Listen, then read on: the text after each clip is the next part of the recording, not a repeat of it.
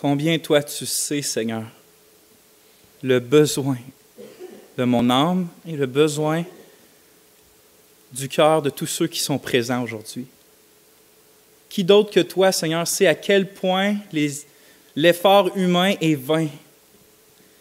Qui d'autre que toi, Seigneur, sait vraiment combien l'âme humaine a besoin de son Créateur? Comment puis-je faire du bien à ton peuple ce matin, Seigneur? Oh, fais du bien à mon âme, à moi aussi. Seigneur, ces paroles-là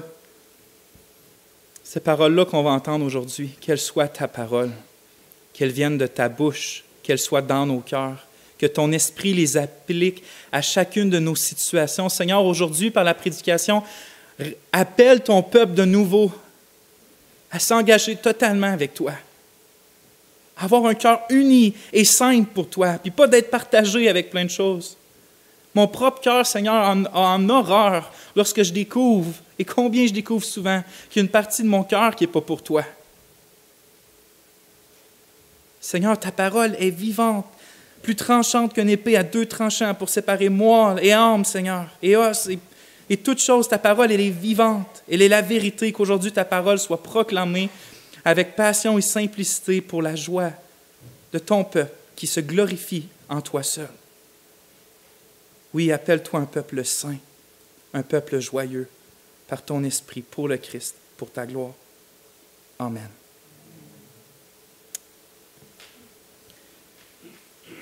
Une nouvelle année vient de débuter. C'est le premier dimanche de l'année 2020. Qu'est-ce qu'on voit puis qu'est-ce qu'on entend? Une tornade. Puis quel genre de tornade? Une tornade de résolution. Des résolutions cette tornade-là est partout, autant en dehors de l'Église qu'elle est dans l'Église.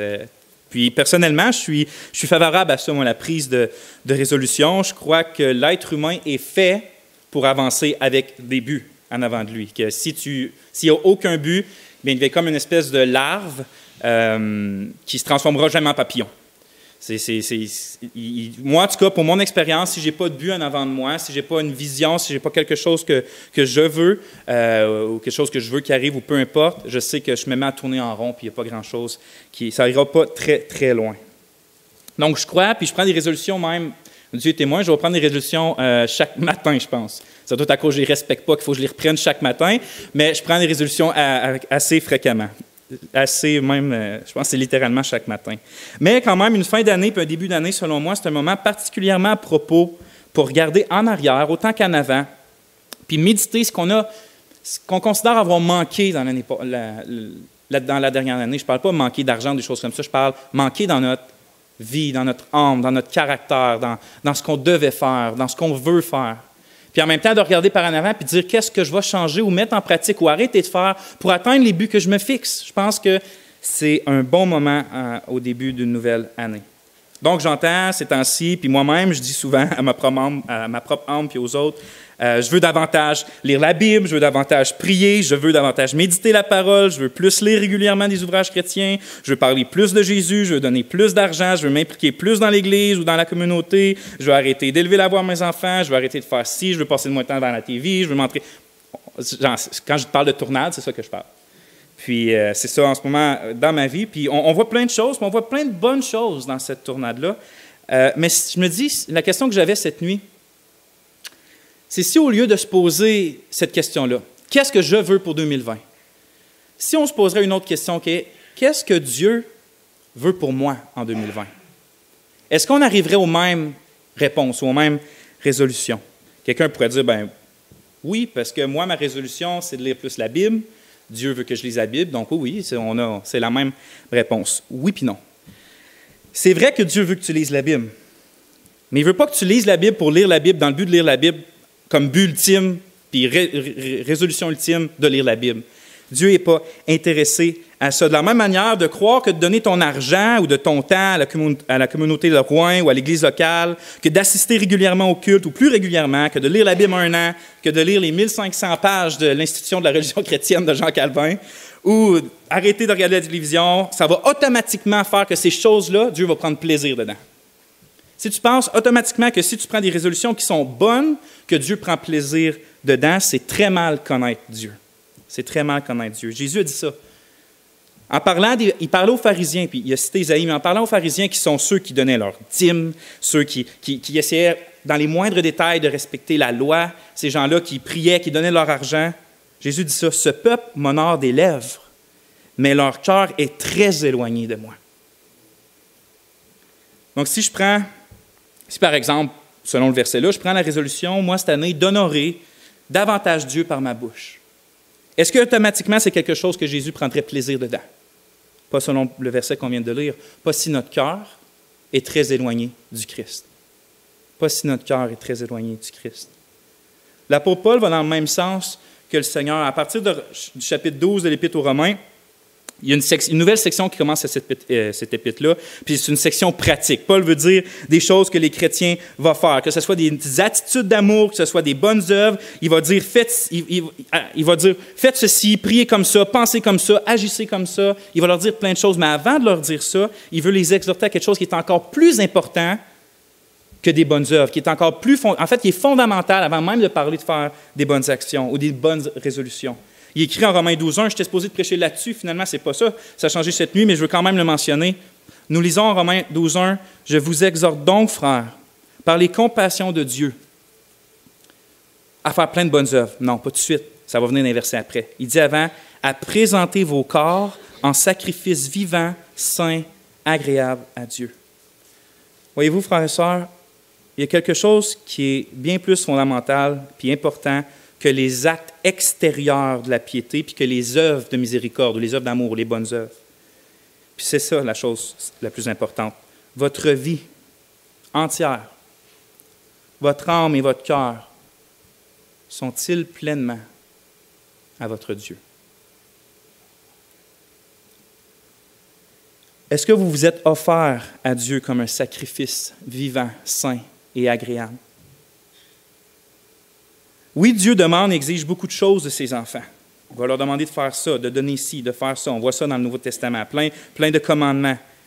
Mais il désire et exige bien plus que ça. Il désire et exige l'entièreté de la personne qui lui offre les choses qu'il demande d'être offertes. Il ne vient pas juste sauver des gens pour les transformer en chrétiens, puis il dit maintenant, moi je veux juste avoir la louange de ta bouche, les mains, je veux que tu aides lui, je veux que tu fasses ça, je veux que tu pries comme ça. C'est pas juste ça qu'il veut. Il veut tout ton cœur, il veut tout ton corps, il veut toute ta personne, il veut ton entièreté. Il veut que tu sois un sacrifice vivant pour lui, que tu sois, pas juste que ta vie chrétienne soit une partie le dimanche matin, une autre partie le mercredi, des fois tu fais que non, il veut ton entièreté.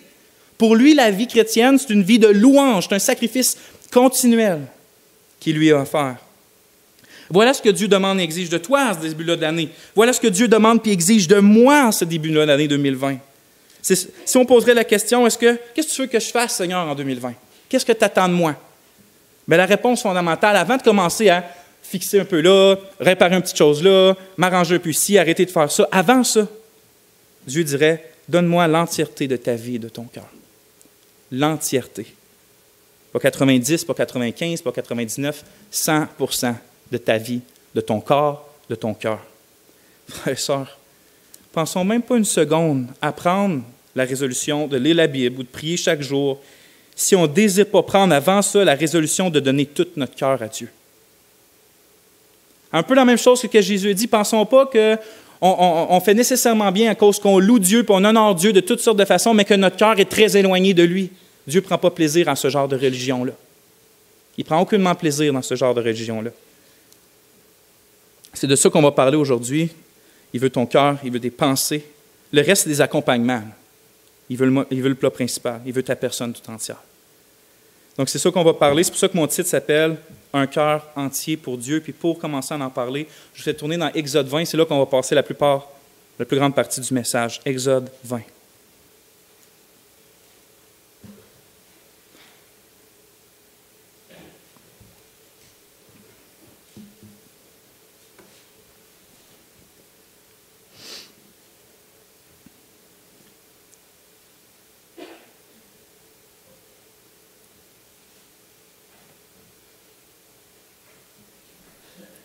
Exode 20, on va lire les versets 1 à 5, mais on va surtout se concentrer sur les 2 premiers ou les 3 premiers versets. On lit ça dans Exode 20. Alors Dieu prononça toutes ces paroles en disant, « Je suis l'Éternel, ton Dieu, qui t'ai fait sortir du pays d'Égypte, de la maison de servitude. Tu n'auras pas d'autre Dieu devant ma face. Tu ne te feras point d'image taillée, ni de représentation quelconque des choses qui sont en haut dans les cieux, qui sont en bas sur la terre et qui sont dans les eaux plus bas que la terre. Tu ne te prosterneras point devant elles et tu ne les serviras point qu'en moi, l'Éternel, ton Dieu, je suis un Dieu jaloux. » On va prier. Ô Éternel, quelles paroles profondes, quelles paroles vraies qui ont traversé les époques et les siècles. Seigneur, je t'en prie, donne-nous un cœur. Que même si on entend des choses qu'on a déjà entendues aujourd'hui, Seigneur, qu'on soit touché comme de nouveau, pour se donner comme de nouveau à toi en ce début d'année-là. Amen. Au verset 3, Dieu commence à donner ce qu'on appelle les 10 commandements ou les 10 paroles, qui sont assez connus. On va regarder seulement aujourd'hui le premier, qui est à dire, lui, de ne pas avoir d'autres dieux, puisque c'est directement lié avec le sujet de savoir qui a vraiment notre cœur, ou qu'est-ce qu'il y a vraiment dans notre cœur, qui possède la totalité de notre cœur, Dieu ou des dieux. Mais avant de voir le commandement lui-même, je veux d'abord attirer votre attention sur le fait que juste avant de révéler sa volonté à Israël, au verset 3, il va dire ainsi, c'est ça ma volonté. Fais ci, fais ci, fais ci, fais pas ça, fais ci, fais pas ça, fais pas ça, fais pas ça. Il va dire ça 10 fois. Mais avant de révéler ça, ces commandements, il va leur rappeler encore quelque chose qui est primordial. Il va leur rappeler quoi? Il va leur rappeler qui que lui, il est, et encore plus, qui qu'il est, lui, Dieu, par rapport à eux, son peuple. Regardez au verset 2. « Je suis l'Éternel, ton Dieu, qui t'ai fait sortir du pays d'Égypte, de la maison de servitude. » Voyez-vous ce que Dieu est en train de dire là, par la bouche de Moïse? En d'autres mots, il leur rappelle, moi je vois 3 choses. Il leur rappelle, premièrement, qu'il est l'Éternel, c'est-à-dire le Créateur intemporel et le Seigneur de toutes choses. Il est l'Éternel, Yahweh. 2, pas juste qu'il est l'Éternel, le Seigneur de toutes choses, mais qu'il est leur Dieu. Je suis l'Éternel, ton Dieu. Et 3, pas juste qu'il est l'Éternel, Créateur de toutes choses, pas juste qu'il est leur Dieu, mais qu'il est aussi leur Sauveur. Je suis l'Éternel, ton Dieu, qui t'ai fait sortir du pays d'Égypte, de la maison de servitude. Pourquoi pensez-vous que Dieu rappelle ces 3 vérités-là avant de commander de ne pas avoir d'idole? Parce que c'est ce qu'il va dire dans notre prochain verset, de ne pas avoir d'autres dieux, juste un Dieu, pas d'autres. Pourquoi? Puis quand je méditais là-dessus cette nuit, c'est ça que mon guess, c'est ça mon best shot de pourquoi je pense que Dieu donne ça, ces vérités-là avant.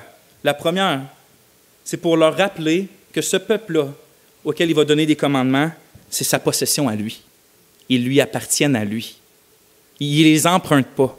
Ce peuple-là appartient à l'Éternel. Vous savez, fort probablement que beaucoup des chartes de droits et libertés, des droits et des lois dans beaucoup de pays du monde ont été basées sur la loi de Dieu. Mais plus que le temps avance, plus qu'on se rend compte, plus que les gens éliminent ces lois-là. Par exemple, juste pour en nommer un, l'avortement, qui était avant interdit, qui était un crime, parce que la Bible dit que c'est un crime. On avait mis dans nos chartes et dans nos lois que c'était un crime, mais maintenant, on l'a enlevé. Puis pourquoi on l'a enlevé? Quelqu'un pourrait dire, mais parce que les gens rejettent la loi de Dieu maintenant. C'est vrai. Mais ma question, moi, je vais aller plus loin, c'est pourquoi les gens rejettent la loi de Dieu maintenant? Qui les force à rejeter tout ce que la loi de Dieu dit, finalement. Tout simplement parce qu'ils ont rejeté la vérité que Dieu rappelle au verset 2, Israël. C'est quoi cette vérité-là? Je suis l'Éternel, ton Dieu. Puis parce qu'ils rejettent « Je suis l'Éternel, ton Dieu », ils rejettent sa loi. L'humain oublie qu'il est une simple créature, puis que le Dieu qui existe éternellement, puis qui n'a besoin de personne, est son Créateur et son Roi et son Seigneur. Il n'y a personne qui existait avant que Dieu décide de le créer. Donc, de la première seconde d'une vie jusqu'à la dernière, peu importe comment ça dure, ce n'est que pure grâce, parce que cette personne-là ne vivait pas avant que Dieu la crée. Et Dieu soutient son respire à chaque seconde. Chaque vie de chaque être humain, chaque milliseconde est pure grâce du Créateur, parce qu'il ne doit rien à personne. L'homme appartient donc à l'Éternel. L'homme en général, pas juste son peuple, l'homme, l'humanité, la terre, l'univers, les anges appartiennent à Dieu, c'est sa possession. Mais l'être humain marche dans le cours de la vie, sort son torse, lève la tête, il regarde sa personne, il regarde ce qu'il possède, il regarde dans l'entour de lui, puis il dit « Ça, c'est à moi, ça m'appartient. C'est moi le boss, c'est moi qui dirige. Je suis mon propre chef. Je suis le chef de ma propre vie. Puis il croit qu'il peut faire ce qui semble bon à ses propres yeux, puis décider ce qui est bien, puis décider ce qui est mal, selon ses propres standards, selon ses propres expériences. Sans se rendre compte qu'il va devoir rendre des comptes. Ou en pensant qu'il ne rendra pas de compte, parce qu'il est le chef de sa propre vie. Mais est-ce que Dieu reste indifférent à cette attitude-là de l'homme? Non. Je m'imagine facilement Dieu dire, comment oses-tu te bomber le torse devant ton Créateur? Est-ce que c'est toi qui t'es fait grandir dans le ventre de ta maman? Est-ce que c'est toi qui fais battre ton cœur à chaque seconde? Est-ce que c'est toi qui t'a donné un cerveau pour réfléchir? Toutes ces choses-là sont de moi. Comment oses-tu te considérer le propre chef de ta vie ou ton propre petit Dieu? Écoutez ce que Dieu a déjà répondu à un roi qui, lui, se croyait comme Dieu. Un roi dans l'Ancien Testament. On lit ça dans Ézéchiel 28. « La parole de l'Éternel me fut adressée en ces mots. Fils de l'homme, dis au prince de Tyr, ainsi parle le Seigneur, l'Éternel. Ton cœur s'est élevé et tu as dit, je suis Dieu et je suis assis sur le siège de Dieu au sein des mers. Toi, tu es un homme et non Dieu. Et tu prends ta volonté pour la volonté de Dieu. » Et là, Dieu, il devient sarcastique. « Voici, tu es plus sage que Daniel, rien de secret n'est caché pour toi. Par ta sagesse et par ton intelligence, tu t'es acquis des richesses. Tu as amassé de l'or et de l'argent dans tes trésors. Par ta grande sagesse puis par ton commerce, tu as accru tes richesses, et par tes richesses, ton cœur s'est élevé. C'est pourquoi ainsi parle le Seigneur, l'Éternel. Parce que tu prends ta volonté pour la volonté de Dieu, voici, je ferai venir contre toi des étrangers, les plus violents d'entre les peuples. Ils tireront l'épée contre ton éclatante sagesse et ils souilleront ta beauté. Ils te précipiteront dans la fosse et tu mourras comme ceux qui tombent percés de coups au milieu des mers. En face de ton meurtrier, diras-tu, je suis Dieu? Tu seras un homme et non Dieu sous la main de celui qui te tuera. Tu mourras de la mort des incirconcis par la main des étrangers, car moi j'ai parlé, dit le Seigneur, l'Éternel. Voyez-vous l'arrogance de l'être humain? Mais la réalité, même si l'homme est arrogant, la même réalité demeure. Dieu est le seul Créateur et le seul Seigneur, et tout lui appartient. Et tout va toujours lui appartenir. J'ai cette histoire-là que j'ai déjà entendue, que je trouve drôle, mais qui montre un point assez triste, en fait. C'est l'histoire d'un scientifique qui un jour rencontre Dieu, puis qui ose dire à Dieu, « Regarde, on n'a pas besoin de toi. Tout ce que tu fais, on est capable de le faire avec la science et la technologie. » Dieu relève le défi, dit « OK, d'abord, essaye de créer un être humain. » Le scientifique part à rire, « Pas de problème, prends un bocal, s'en va chercher un pot de poussière, s'en va dans son laboratoire pour créer des cellules, puis tout ça. » Dieu fait « Attends, qu'est-ce qu'il y a? C'est ma poussière. Crée ta propre poussière, puis tu iras faire tes expériences après. » C'est drôle comme histoire, mais ça montre un point, que tout appartient à Dieu. L'homme peut faire des choses incroyables, parce que Dieu a fait des choses incroyables. Tout appartient vraiment à Dieu. Alors, lorsque le Seigneur dit à Israël, « Je suis l'Éternel, ton Dieu », avant de commander de ne pas avoir d'autre Dieu, je crois vraiment qu'il dit quelque chose comme ça. Je m'imagine l'Éternel parler comme ça. « Rappelle-toi, mon peuple, que c'est moi qui suis ton Créateur. C'est moi qui t'ai désiré dans ma grâce. Souviens-toi que je suis ton seul Seigneur et donc le seul qui te dit comment penser et comment vivre. Ne va donc pas vers ces fausses idoles de néant qui ne t'ont pas et ne peuvent pas te faire vivre ou te faire du bien ou du mal. C'est moi, ton Dieu. » Dieu leur rappelle ça par ses paroles avant de leur donner des commandements.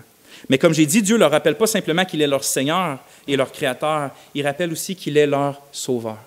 « Je suis l'Éternel, ton Dieu, qui t'ai fait sortir du pays d'Égypte, de la maison de servitude. » Avant que le peuple d'Israël soit puissamment sauvé de l'esclavage en Égypte, vous savez, il était comme n'importe quel humain, là, avant même d'être sauvé, comme je viens de dire, Dieu le possédait. C'était à Dieu, puis comme tous les autres êtres humains, même s'il était dans la misère, par le seul fait d'exister, de respirer, c'était une grâce de Dieu. Mais cette grâce-là et cette appartenance-là à Dieu par le fait qu'il était des créatures est allée à un autre niveau, à tout un autre niveau. Pourquoi? Parce qu'ils ont goûté à une grâce que les autres peuples d'alentour n'ont pas goûté à l'époque, que Pharaon et que l'Égypte n'ont pas goûté, cette grâce-là d'avoir été sauvés par Dieu pour devenir le peuple de Dieu. Non seulement sa possession, comme le reste des êtres humains, mais sont devenus la possession particulière de Dieu, la possession précieuse de Dieu. Dieu il possède tout le monde et il a son peuple. Il a son peuple.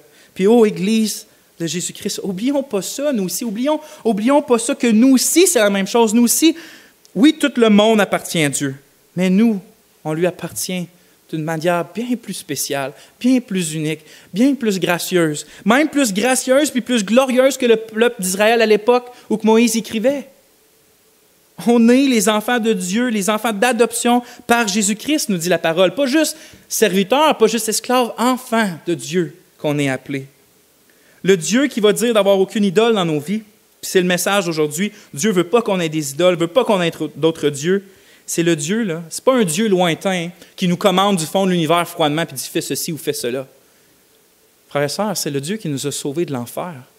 C'est le Dieu qui nous a sauvés de l'esclavage du péché. C'est le Dieu qui nous a sauvés d'une vie et d'une éternité vaine dans la honte. Ça, c'est de la grâce à un autre niveau. Si d'exister, c'est une grâce de Dieu. Si d'être le peuple d'Israël dans l'Ancienne Alliance, c'est une grâce encore supérieure, combien est grande la grâce qui est d'appartenir à Dieu par Jésus-Christ dans la Nouvelle Alliance.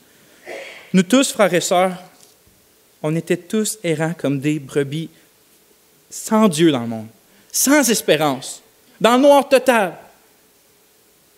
On n'était pas le peuple de Dieu, on était condamnés à mourir dans nos péchés et à subir la juste et combien grande et terrifiante colère de Dieu que nos péchés attirent sur nous.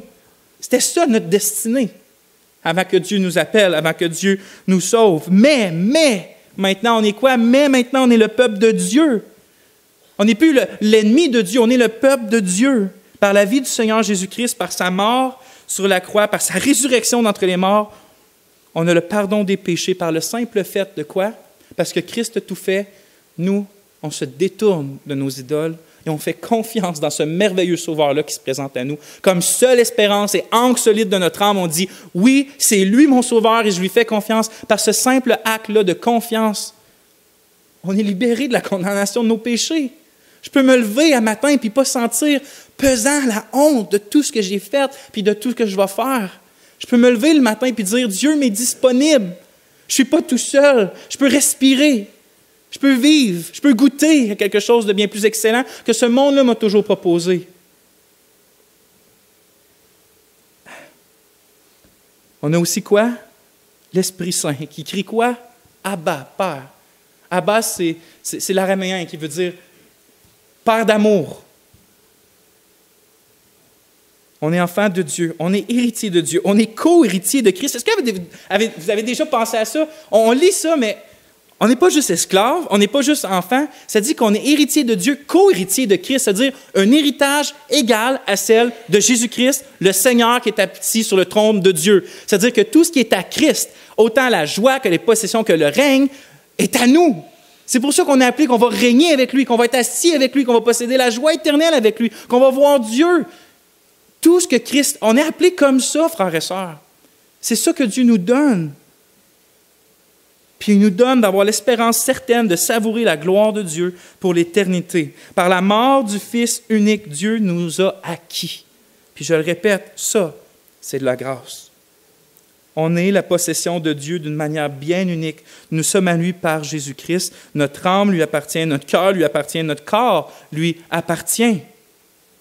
Ton corps n'est pas à toi, tes pieds ne sont pas à toi, tes yeux ne sont pas à toi. Quand c'est dit dans Romains 12 d'offrir ton corps comme un sacrifice vivant, tu ne donnes rien à Dieu qui ne t'a pas donné, c'est à lui déjà. Il te demande juste d'utiliser ce qu'il te donne pour sa gloire et sa louange.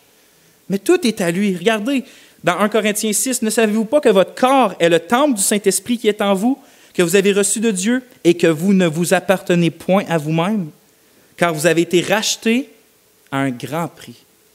Glorifiez donc Dieu dans votre corps et dans votre esprit qui appartient à Dieu. On n'est pas juste, Dieu ne nous possède pas juste à cause de la création maintenant. Il nous possède d'une manière bien spéciale à cause de la rédemption, à cause du salut qu'on a. Christ est mort pour nous, puis il est mort pour que nous soyons à lui, qu'on lui appartienne à lui à 100%. Puis je me dis, frères et sœurs, est-ce que ce n'est pas assez? Est-ce que ce n'est pas assez, tout ce qu'on vient de lire, tout ce qu'on vient de voir à propos de Jésus? Est-ce que ce n'est pas assez pour nous donner toutes les raisons du monde de prendre des résolutions puis de nous motiver? Est-ce que ce n'est pas assez pour qu'on lui donne vraiment tout notre cœur, puis toute notre force, puis toute notre pensée, puis tout? Est-ce que c'est pas assez? C'est pour ça que je méprise autant ce que je vois souvent dans le monde évangélique aujourd'hui. Parce que tu as des églises entières, puis des mouvements entiers qui mettent tant d'efforts dans tous ces spectacles-là, ces styles de vêtements, ces activités, cette musique branchée-là, dans le seul but de quoi? D'attirer des gens à l'Église. OK? Comme si Jésus lui-même n'est pas assez suffisant puis satisfaisant pour attirer les gens. Il faut rajouter quelque chose. Il faut de la bonne musique parce que les gens ne viendront pas à Christ. Si tu ne trouves pas Christ assez suffisant pour le suivre, je ne peux rien faire pour toi. Et malheur à moi le jour où je vais commencer à vouloir mettre un peu de musique là, un peu de vêtements cool là, un peu d'activité là, juste dans le but de t'attirer à l'Église, de t'attirer dans notre groupe. Non, jamais. Malheur à moi le jour où je fais ça. Qu'est-ce que l'âme gagne? Si on réussit à gagner une âme dans l'Église par des moyens charnels, mais que cette âme-là, elle ne désire pas le Christ. Qu'est-ce qu'elle a vraiment de plus, cette âme-là? Elle n'a rien de plus, parce qu'elle n'a pas Christ comme son trésor.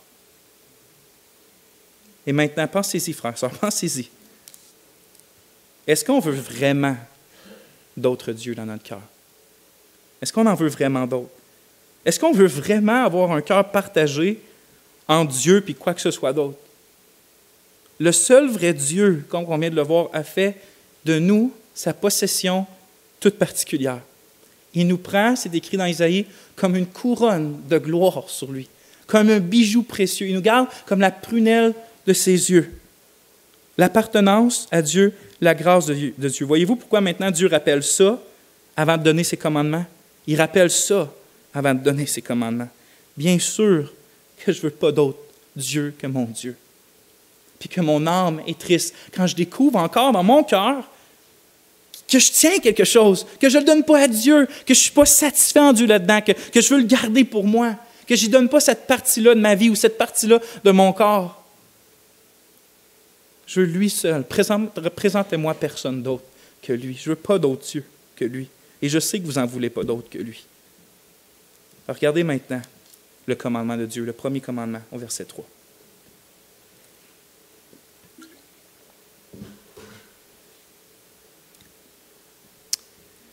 C'est écrit, « Tu n'auras pas d'autre Dieu devant ma face. » Tu n'auras pas d'autre Dieu devant ma face. D'abord, le mot Dieu. Nous savons que ça inclut certainement les dieux faits de main d'homme, comme les statuettes de l'époque, ou les bouddhas d'aujourd'hui, ou les statues d'anges, ou les statues hindoues, peu importe. Mais on sait aussi que le mot Dieu, dans ce contexte-là, veut dire plus que juste des statuettes. En réalité, on peut simplement dire que tout ce qui prend la place que le seul vrai Dieu doit avoir dans nos cœurs et dans nos vies est une idole. Sont des idoles, donc des faux dieux, des dieux qui prennent la place de Dieu. Et voici vraiment un test pour déterminer si quelque chose est une idole dans nos cœurs. Faites ce test-là. Je le fais. Je l'ai fait cette nuit. Je l'ai fait toute la semaine. Si nous croyons dans nos cœurs que nous ne pouvons pas être heureux sans une certaine chose, sans une certaine personne ou sans une certaine situation ou circonstance, tu peux être sûr que c'est une idole qu'on adore. Je vais répéter. Si on croit dans nos cœurs ou on agit comme qui montre que c'est dans notre cœur, qu'on ne peut pas être heureux sans une certaine chose, une certaine personne ou une certaine situation, ça montre que cette chose-là ou cette personne-là, cette circonstance-là ou cette situation-là est une idole qu'on est en train d'adorer.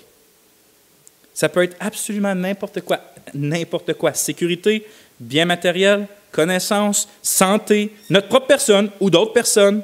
Ça peut être le contrôle, la richesse, le confort, un accomplissement, un rêve, l'opinion des autres, l'apparence physique, une vie sans problème, la nourriture. Ça peut être absolument n'importe quoi, tu le nommes. Puis comme l'a si bien dit Jean Calvin, le cœur de l'homme est une usine d'idoles. Elle fabrique des idoles comme ça. La plus performante des usines d'idoles, c'est le cœur de l'homme. À tel point que ce qui est bon puis ce qui vient de Dieu, ses plus grands cadeaux, notre cœur est capable de le prendre assez facilement puis de le tourner en une idole qui prend la place de Dieu, du Dieu qui l'a donné dans notre cœur. Pensez aux maris et femmes, pensez à nos enfants, qui sont des fois les plus grands cadeaux que Dieu nous donne. Viennent souvent la chose qui enlève la place de Dieu dans nos cœurs. Encore une fois, au moment où on pense « j'ai besoin de cette chose-là où je ne pourrais pas être pleinement heureux », nous sommes dans l'idolâtrie, puis notre cœur est partagé entre Dieu puis une autre chose. Dans le fond, quand on tient ce genre de pensée-là ou ce genre de parole-là, c'est comme si nous disions « Dieu n'est pas suffisant pour satisfaire mon âme, j'ai besoin de cette chose-là aussi. » Est-ce que vous voyez pourquoi Dieu, dans la Bible, appelle l'idolâtrie une abomination? Parce que quand on idolâtre quelque chose, quand notre cœur est partagé avec quelque chose, ça dit quoi? Que Dieu n'est pas assez. Que Dieu n'est pas assez. Que la fontaine de vie n'est pas assez. Que l'être le plus joyeux et satisfaisant de l'univers n'est pas assez pour moi.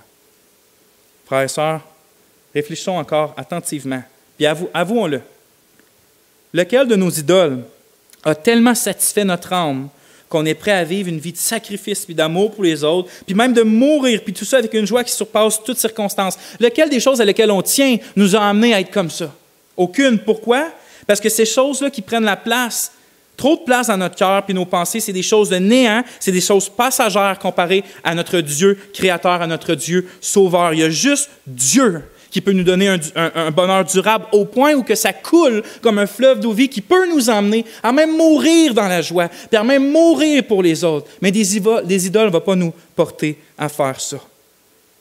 Nous achetons un nouveau char, un nouvel ordinateur, une nouvelle maison, on recherche une promotion, on fait un nouveau projet, peu importe, on n'arrête pas d'y penser jusqu'au point où on en parle à tout le monde, puis ces choses-là prennent la place qui revient au Seigneur dans notre cœur. Qu'est-ce qui arrive après? Une semaine après que tu as acheté l'affaire que tu as désirée pendant des mois, une semaine est passée, toute l'excitation est passée, comment tu te retrouves? Le cœur vide.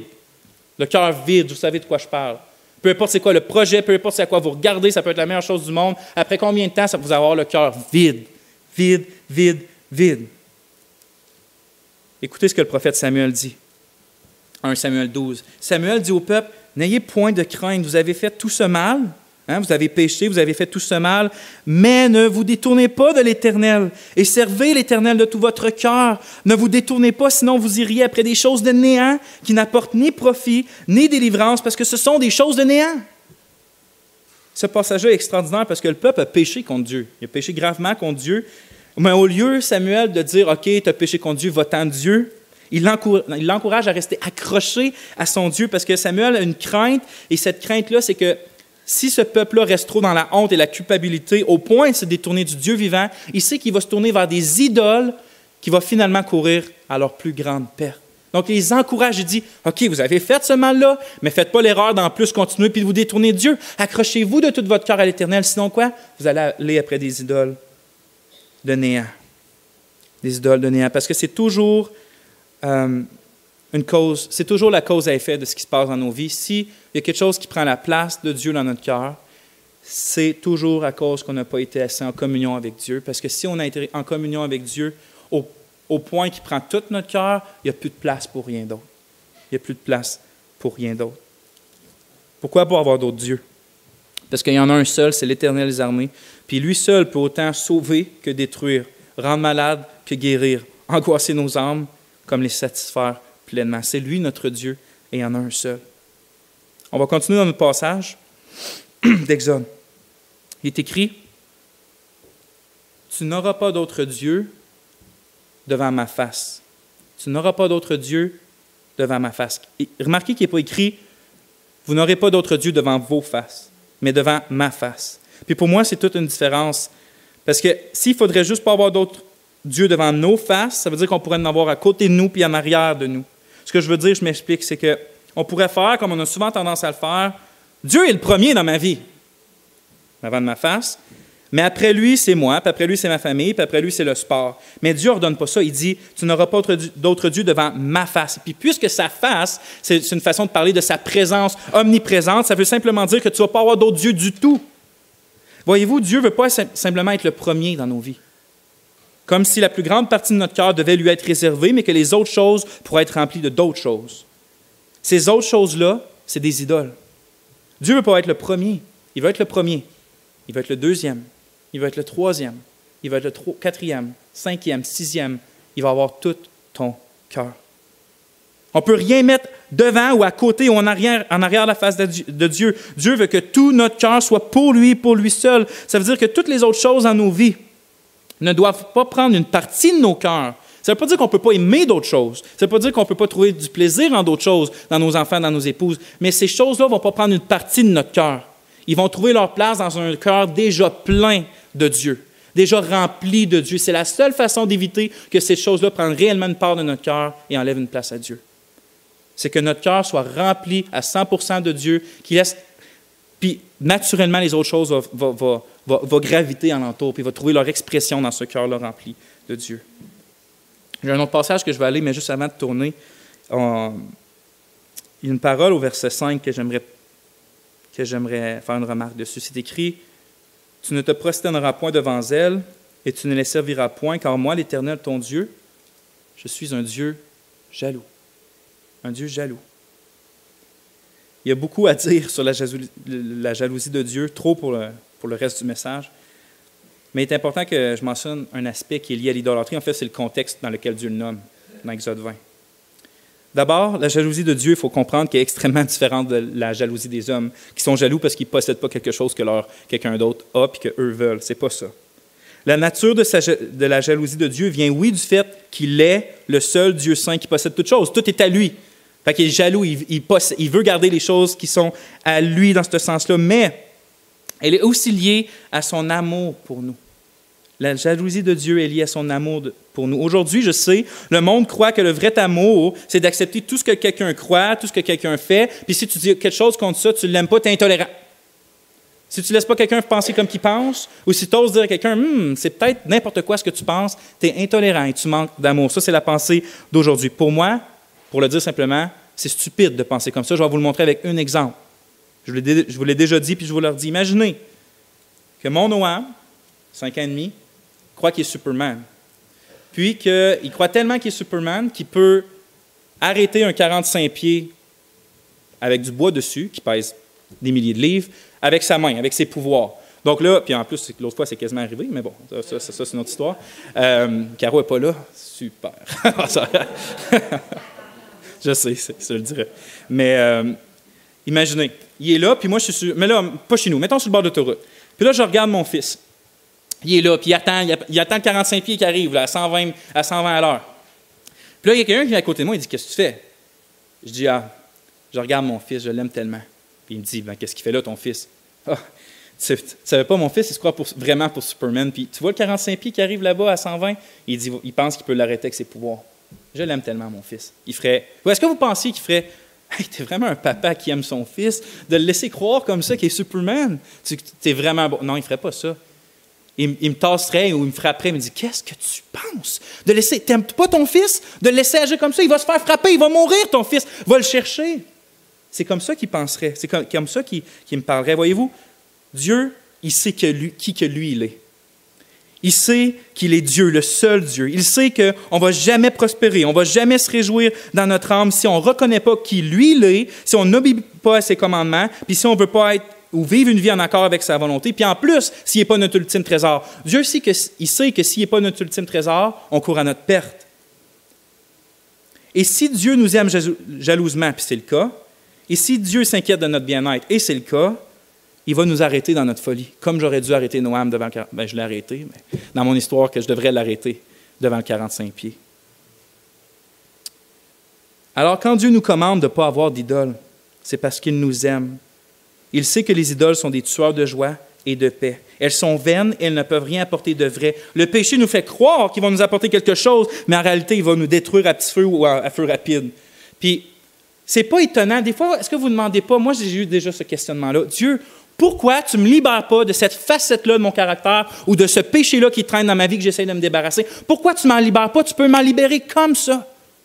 Dieu, des fois, ne te libère pas d'un péché précis parce qu'il cherche à avoir tout ton cœur. Puis il sait que s'il te donne la victoire sur un péché comme ça, tu ne verras pas le reste qui n'est pas à Dieu dans ta vie, puis tu vas dire, je suis correct, j'ai dominé mon péché, ou Dieu m'a aidé, je peux maintenant marcher. Non, Dieu, il veut tout ton cœur, puis il peut permettre des difficultés, ou que tu sois soumis à une vanité pour un temps, pour que tu réalises que ton cœur au complet n'est pas pour Dieu à 100%. Il ne faut pas s'étonner si des fois, on a de la misère à tuer. On se bat contre un péché, on se bat contre une facette de notre vie. Mais dans le fond, on ne veut pas vraiment s'offrir en sacrifice vivant à Dieu tous les jours de notre vie. C'est plus les conséquences de notre péché qu'on aimerait voir partir. Ce qui m'amène à notre deuxième passage, Marc 12, je vous fais tourner. Marc 12, 28, 30.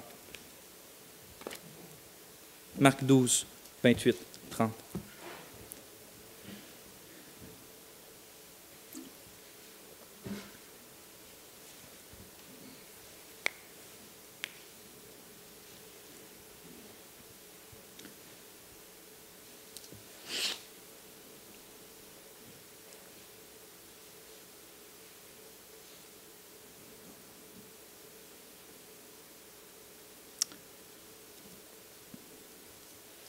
On va commencer à lire. Alors, l'un des scribes, qui les avait entendus discuter, voyant qu'il leur avait bien répondu, s'approcha et lui demanda, « Quel est le premier de tous les commandements? » Jésus répondit, « Le premier, c'est, écoute Israël, le Seigneur, notre Dieu, est un seul Seigneur.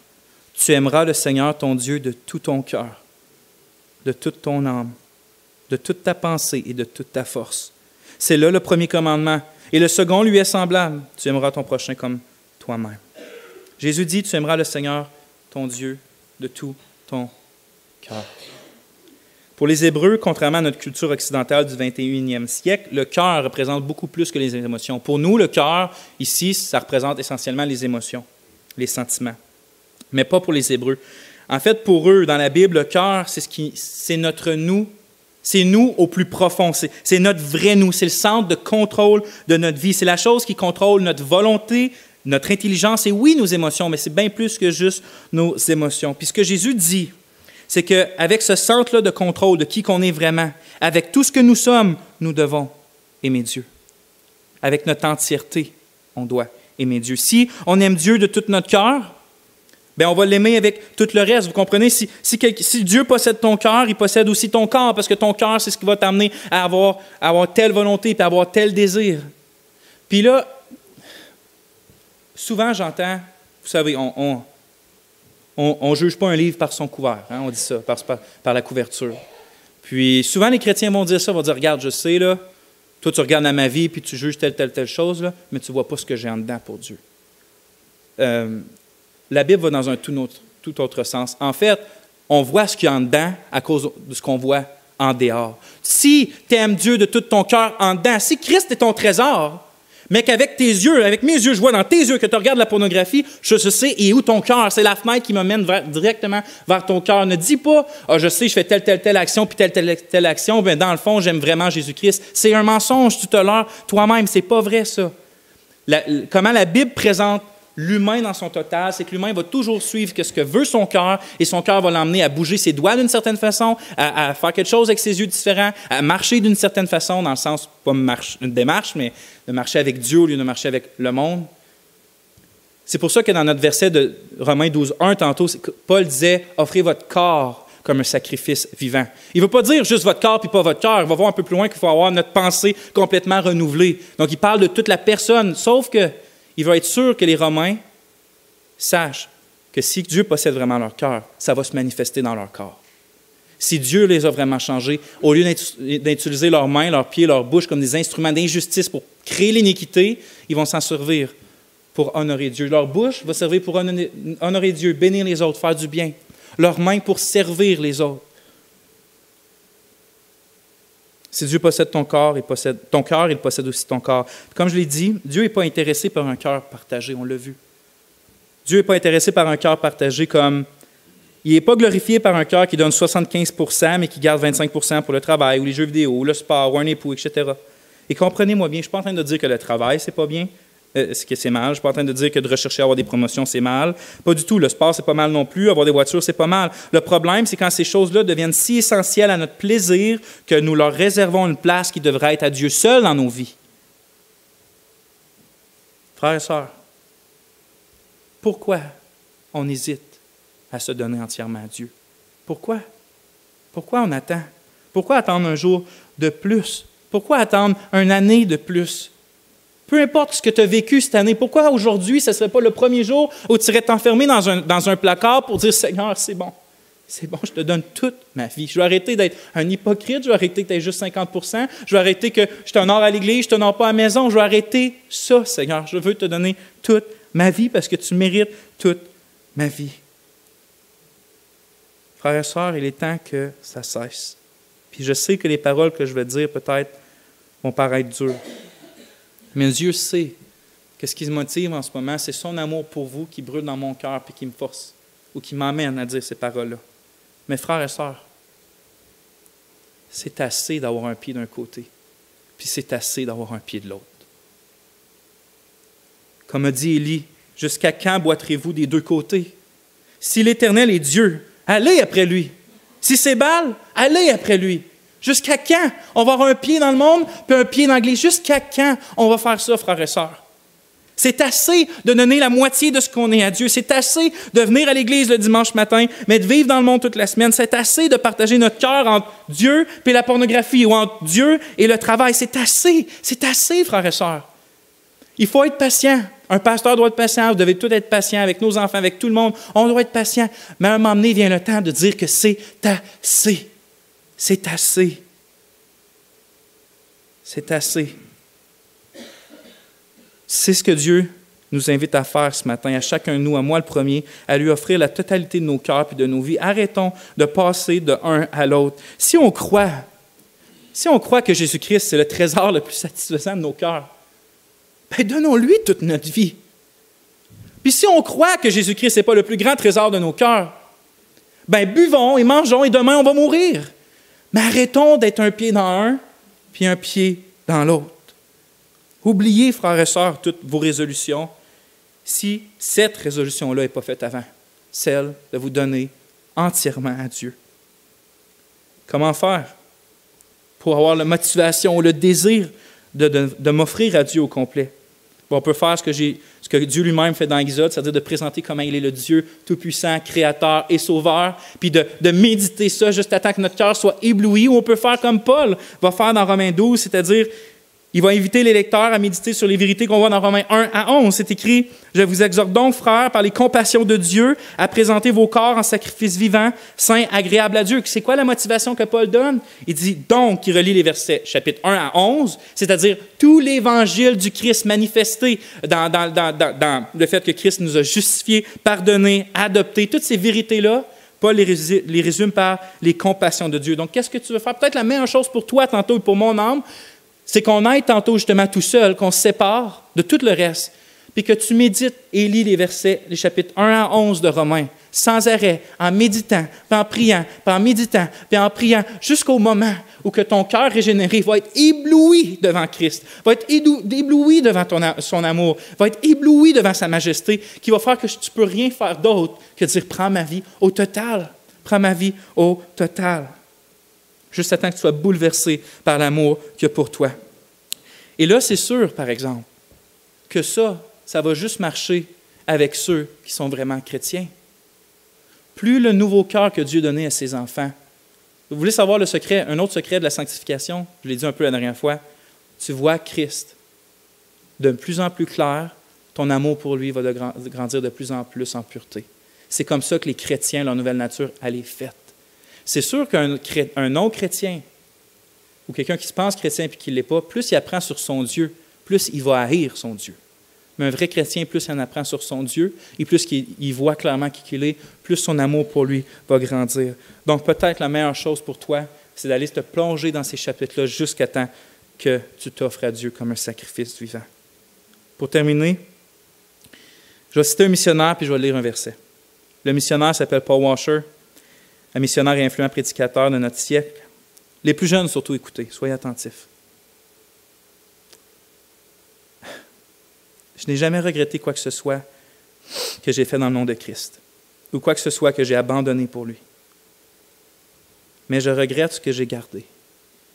Je suis content quand j'étais jeune, j'ai utilisé ma force pour lui, mais maintenant, j'aurais juste souhaité en donner encore plus. Frères et sœurs, il y a seulement un Dieu. Puis ce Dieu-là nous a créés dans sa grâce, bien plus il nous a sauvés, puis rien n'est comparable à lui. La création, l'histoire de l'Église puis de la Bible lui rendent le témoignage qu'il n'y a rien de plus satisfaisant pour notre âme que de prendre notre joie en lui puis de trouver notre plaisir dans l'amour qu'il a pour nous, puis de l'aimer de tout notre cœur en retour.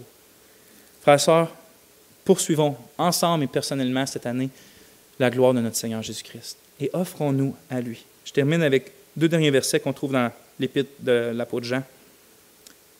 Dans sa première épître, à la fin, ça finit comme ça. « Nous savons aussi que le Fils de Dieu est venu et qu'il a donné l'intelligence pour connaître le véritable. Et nous sommes dans le véritable en son Fils Jésus-Christ. C'est lui qui est le Dieu véritable et la vie éternelle. Petits enfants, gardez-vous des idoles. Que Dieu vous remplisse de lui et vous bénisse abondamment en Christ, frères et sœurs.